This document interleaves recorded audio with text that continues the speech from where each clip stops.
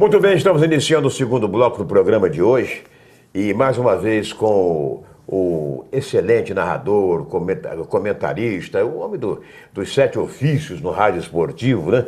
Walter Júnior, atualmente na Rádio Continental de Campos. Walter Filho. Né? Walter Filho, né?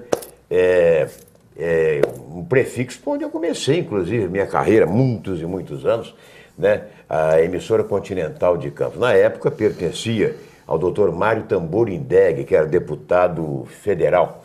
Mas o Walter, mais uma vez com a gente aqui, e está se aproximando, né, a última rodada do Campeonato Brasileiro, aquela expectativa, né, principalmente da torcida do Vasco da Gama, com relação à manutenção do time na Série A, ou então, infelizmente, caindo para a Série B. Todo ano é isso, um time do Rio de Janeiro cai, não cai, aquela coisa que a gente fica e que antigamente nem se pensava acontecer. Agora, para o Vasco não cair, precisa primeiro o Vasco vencer, fazer dele, e depois torcer por outros resultados. E aí, Walter, você acredita ou não no Vasco da Gama? O que se pode esperar? Incógnita. Boa tarde a todos. Boa tarde, boa tarde, Sérgio. Incógnita. O que dizer de uma situação que você não vê uma luz no fim do túnel? Exatamente. O Figueirense perder para o Fluminense no Orlando Scarpelli, dentro de Florianópolis. Aquilo é um alçapão que eu conheço. Aquilo Exatamente. É terrível. O Avaí ganhar do Corinthians, ou pelo menos empatar, né? No Itaquerão, né? No Itaquerão, em São Paulo, o Corinthians comemorando o título, a torcida exigindo que o time jogue um bom futebol, com titulares, ou com juniores, ou com reserva, mas o Corinthians não vai querer manchar o título e o Tite é muito rigoroso, vaidoso. Então, a situação do Vasco é complicadíssima e ele tendo que ganhar do Coritiba dentro do Couto Pereira, que é outro alçapão, não obstante as dimensões, que são bem gigantescas, mas que é uma torcida terrível, já houve problema de confusão naquele estádio, a indecisão de Copa do Brasil, em outra decisão que houve iminência de rebaixamento para o time da casa e para o adversário, já houve complicações naquele estádio. Quer dizer, nós vamos ter de novo uma situação turbulenta para o Vasco dentro do Couto Pereira. A tendência seria, dados esses fatores, a gente crer que o Vasco será rebaixado.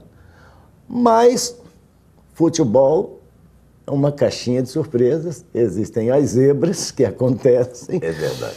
E, como dizia o filósofo, acho que foi o Neném Prancha, o jogo só acaba quando termina. É verdade. Então, vamos aguardar. Como diz o nosso companheiro daqui de Campos, Sérgio Cavalcante, vamos aguardar. É verdade.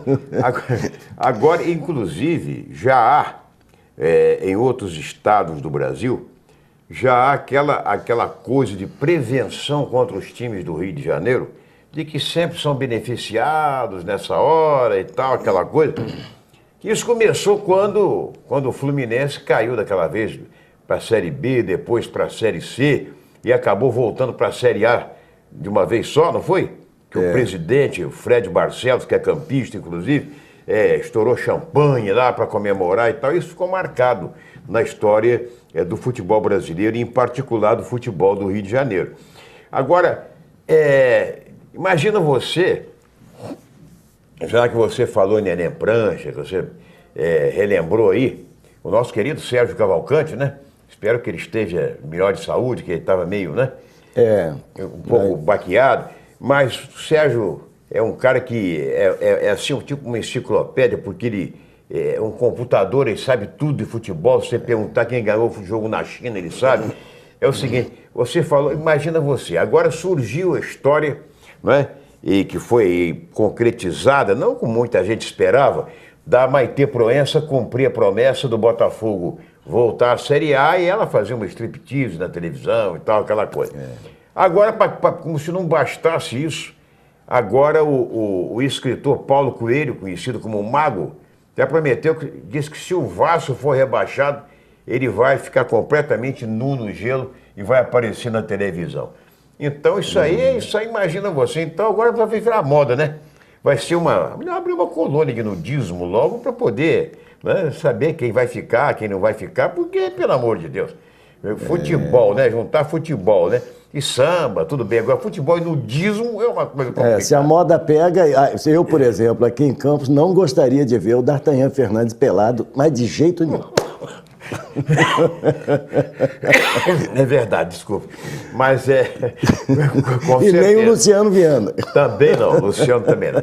Exatamente. Mas falando aí, quer dizer, foi um campeonato brasileiro esse ano com o Corinthians sendo campeão com 3 rodadas de antecipação. Você acha que isso perde um pouco a graça e a expectativa em torno do campeonato? Perde, no mínimo 50%, porque aí nós vamos torcer na parte de baixo. Nós vamos torcer pelos não rebaixados, os candidatos a rebaixamento, então nós vamos brigar ali no Z4, né, na de baixo. Então, a euforia maior, o entusiasmo maior em relação ao título e não em relação a quem vai cair, né? Exatamente. Então, é uma torcida, digamos, uma torcida com um teor, um aspecto negativo e não positivo. Pois é, e hoje à noite, meu filho, nós temos aí a decisão, que eu acho que vai ser um jogo pegado, o primeiro jogo já foi meio violento, reunindo Palmeiras e Santos, lá na Arena do Palmeiras, a partir de 22 horas, Santos leva vantagem do empate. Você que assistiu o primeiro jogo, como é que você vê? Santos e Palmeiras, o Santos com vantagem do empate. O Palmeiras é um time camaleão, né? Um time que muda, faz um bom jogo, mas via de regra não tem um bom conjunto, um bom entrosamento. O Marcelo Oliveira é um treinador que já mostrou a sua capacidade excelente. Cara, gênio, assim como foi como jogador meio-campista também do Atlético Mineiro. Mas o problema é que ele não teve tempo e o elenco do Palmeiras é imenso, né? É enorme, cerca de 30 ou mais jogadores.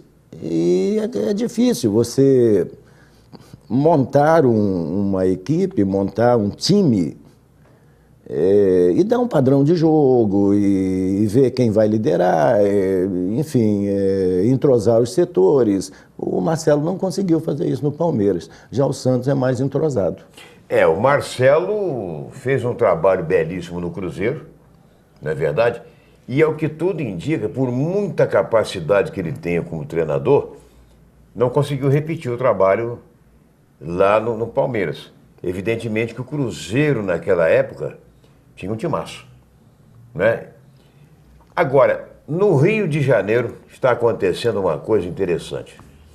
Eleição no Flamengo no próximo domingo. 3 chapas concorrem. A chapa do presidente Bandeira de Melo, né, anunciando que já acertou com o Muricy Ramalho, que se vencer, for reeleita, que Muricy será o técnico do Flamengo. O Muricy disse que ele já tem um clube escolhido, não quis adiantar se é Flamengo ou não. Mas também não desmentiu. Aí a chapa da oposição declara que o Sampaoli, técnico da seleção chilena ou argentino, será o técnico do Flamengo, tá tudo certo, se a chapa vencer. Mas o Sampaoli, rapaz, se apressou em desmentir, dizer, eu nem conheço essas pessoas, não fui sondado, não sei de nada. Foi uma jogada, com certeza, para poder, né, concorrer, rebater, tal, aquela coisa, a outra chapa. Mas eu tenho a impressão que o presidente do Flamengo e a própria torcida do Flamengo, eu não me incluo na torcida do Flamengo, mas torço para o futebol do Rio de Janeiro. Eu acredito que o presidente fez um bom trabalho, embora o Flamengo não tenha acertado, o Oswaldo Oliveira já foi demitido, Jaime de Almeida está como temporário. Como é que você vê isso? Futebol não é só resultado dentro das 4 linhas. Futebol é administração, futebol é gestão, e isso não é fácil. Tem um exemplo do Goytacazes aqui, por exemplo, enquanto que Americano e Campos estão praticamente prontos, o Goytacazes está atrás de patrocínio. Então, colocar um time em campo, ser campeão, isso daí é a ponta do novelo, né? Na retaguarda tem a administração, tem os setores do clube, que tem que estar azeitados e lubrificados, tudo encaixadinho direitinho. É isso que o Bandeira procurou fazer no Flamengo. sanear dívidas, com os recursos amealhados, ele está fazendo obras no Ninho do Urubu, quer dizer, na casa do clube, no local, no centro de treinamentos do clube, do time. Então, o Bandeira não fez uma má administração, não.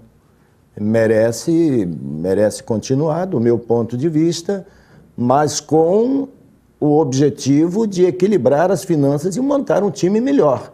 Porque ele não deu ao Flamengo um time digno do porte, do patamar, do estágio do Clube de Regatas do Flamengo. Quer dizer, e assim mesmo, o Flamengo no Campeonato Brasileiro foi o melhor colocado entre os cariocas.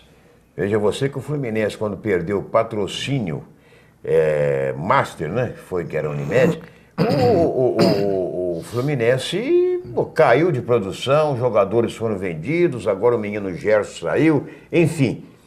Ninguém sabe o que vai acontecer. Daqui a pouco nós vamos falar sobre o próximo campeonato estadual, que mês que vem vai começar com aquela discussão, aquela polêmica, porque já está formatada a tabela da chamada Liga, né? Sul, Minas, Rio de Janeiro. Primeira rodada formatada, segunda também, né? E o campeonato estadual não tem tabela ainda feita, né?